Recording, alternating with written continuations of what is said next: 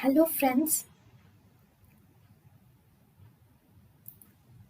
welcome to Creative Medicine. In this lecture, we will learn about. Hello friends, let us now learn the relationship of external carotid artery and parotid gland. Relationship of external carotid artery and parotid gland. If you see, external carotid artery will mainly enters the posteromedial surface. External carotid artery enters the posteromedial surface of the parotid gland. It enters the posteromedial surface of the parotid gland and divides into two. One maxillary artery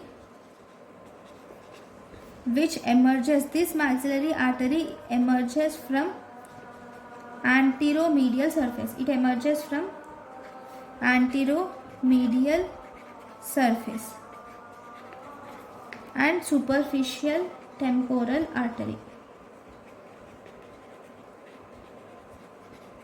which will leave its upper limit. At the upper part it leaves. Okay, so this is about the external carotid artery. So if I have to draw a diagram, so if this is the person,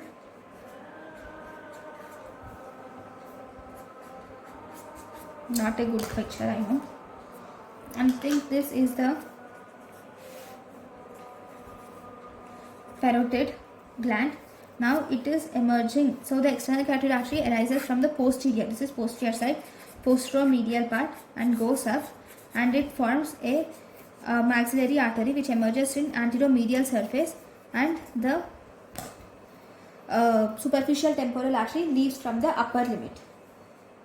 Okay, so this is maxillary artery. This is superficial temporal artery. Okay, thank you for watching. Thank you and thank you for watching.